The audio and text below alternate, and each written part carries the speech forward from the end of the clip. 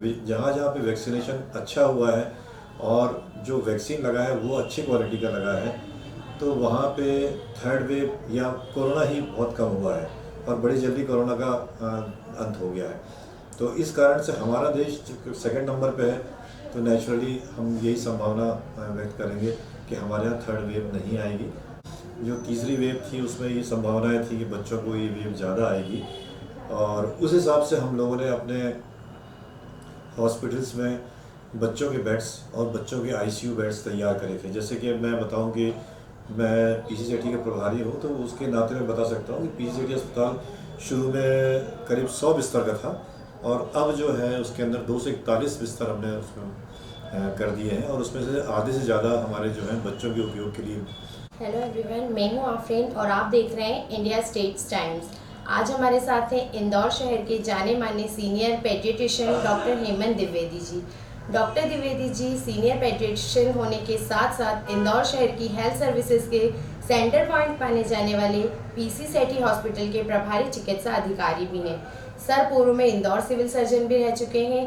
Sir को national और states level award से भी सम्मानित किया जा चुका है। सर के रिसर्च पेपर देश और विदेशों में भी पढ़े गए हैं। सर को राजीव गांधी राष्ट्रीय एकता पुरस्कार प्रदान किया गया था।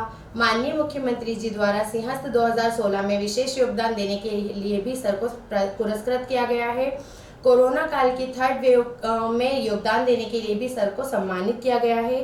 कोरोना की थर्ड वेव को ध्यान में रखते हुए सर ने हॉस्पिटल में ऑक्सीजन प्लांट स्थापित करवाकर ऑक्सीजन के क्षेत्र में हॉस्पिटल को आत्मनिर्भर बनाया है।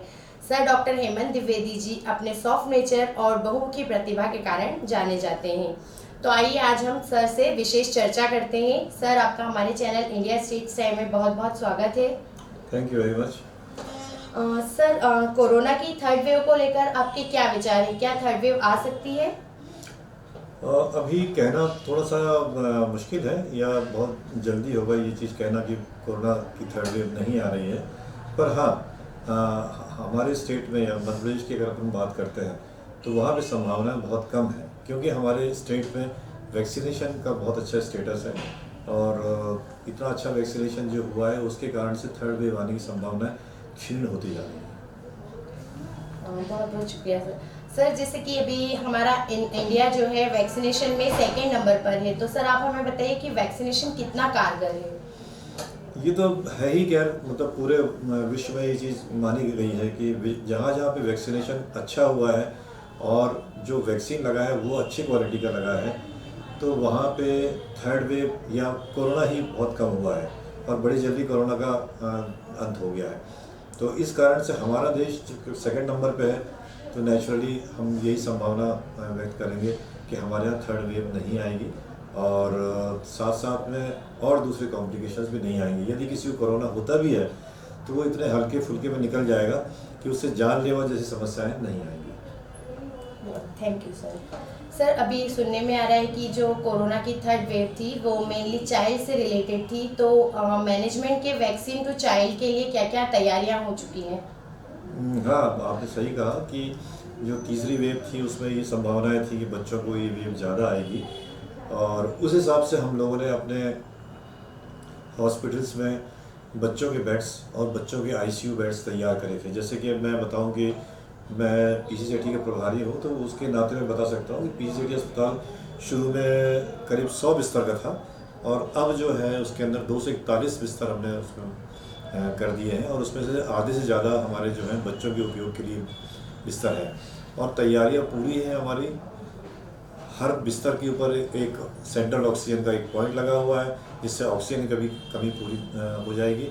इसके साथ साथ में वेंटिलेटर्स और आईसीयू की तैयारी भी है, एचडीयू भी हमारे पास में है, और बच्चों से जितने भी रिलेटेड जितने भी आकस्मिक इक्विपमेंट्स हैं, और जो कि प्राण रक्षा करने के लिए जो भी इक्विपमेंट्स होते हैं, वेंटिलेटर्स वगैरह, ये सब भी समुचित मात्रा में है।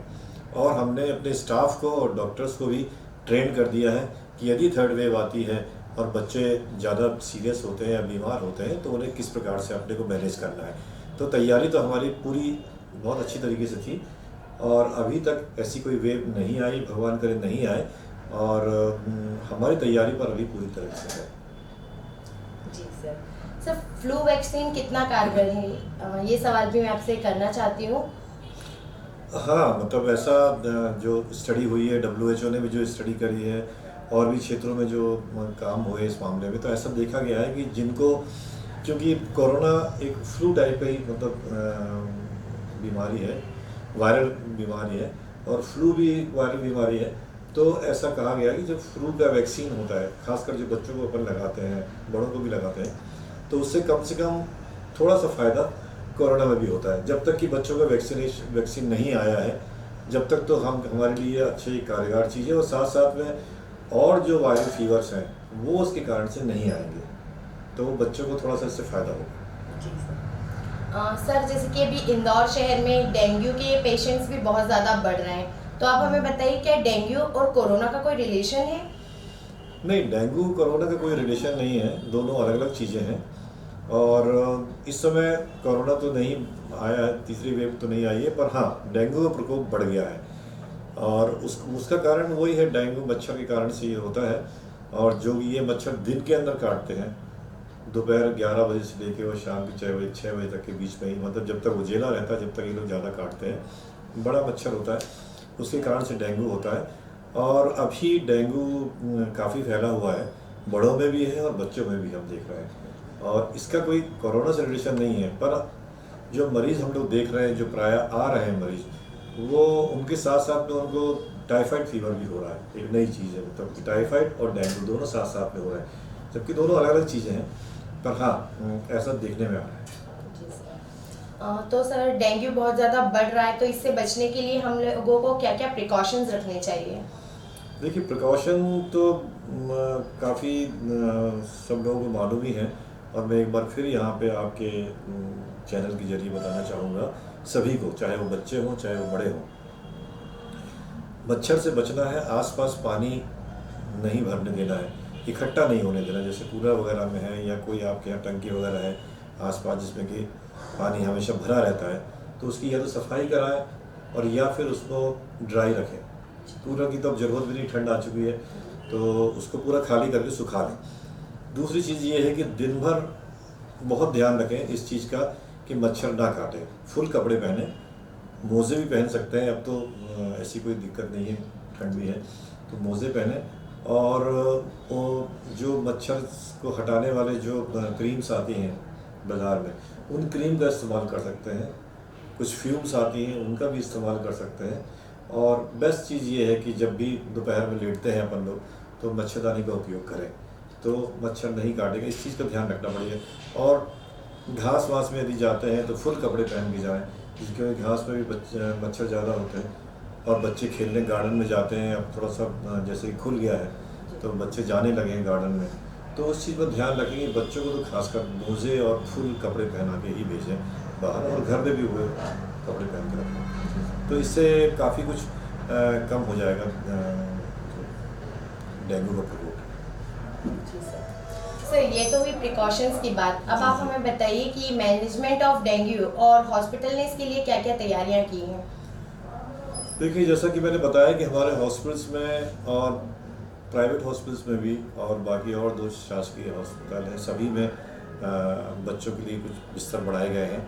और जैसा कि सुनने में आ रहा है कि काफ़ी बिस्तर फुल हो रहे हैं बच्चों के, बड़ों के तो नहीं हो रहे हैं पर बच्चों के बिस्तर फुल हो रहे हैं, तो हम लोगों ने उसके लिए समुचित व्यवस्था करी है कि अगर फुल होते हैं तो एक्स्ट्रा बेड्स हमारे पास में हैं। और इसके साथ साथ में जो मैनेजमेंट या ट्रीटमेंट है उसका तो प्रोटोकॉल, एक निश्चित प्रोटोकॉल है, जिसमें हम लोग बहुत ज़्यादा एक तो प्लेटलेट की तरफ ध्यान देते हैं कि प्लेटलेट ज़्यादा कम ना हो, जिससे कि बच्चे को कुछ ब्लीडिंग डिसऑर्डर्स वगैरह हो जाए, तो प्लेटलेट पे रोज़ ध्यान रखना पड़ता है, रोज़ टेस्ट कराना पड़ता है। और बाकी ब्लड काउंट ही मेन रहता है इसके अंदर मैनेजमेंट में। और ट्रीटमेंट में तो हम फल फ्रूट वगैरह देते हैं, पानी खूब ज़्यादा पिए, शरबत पिए, पानी पिए, इसका इस्तेमाल करें। और अगर बुखार आता है तो साधारण पैरासीटामॉल जैसी दवाई है वही दें, कॉम्बिनेशन दवाई जो होती है पैरासीटामॉल के साथ में जो और कॉम्बिनेशन होते हैं वो उनको अवॉइड करते हैं हम लोग इस समय। जी, कम से कम दवाइयाँ देनी है, ज़्यादा से ज़्यादा फ्लूइड इनटेक बढ़ाना है, यानी पानी और तरल पदार्थ बच्चे को ज़्यादा से ज़्यादा देने हैं। बुखार का कंट्रोल रखना है, चाहे वो अपन पैरासीटामॉल से करें, और उसके साथ साथ में ज़्यादा तेज़ बुखार आता है तो अपन लोग पानी की पट्टियाँ भी रख सकते हैं बच्चे को, है ना। तो इस प्रकार से अपन मैनेज करेंगे इसको डेंगू को, और नज़र रखेंगे उसके ब्लड काउंट के ऊपर, तो हो जाएगा मैनेज।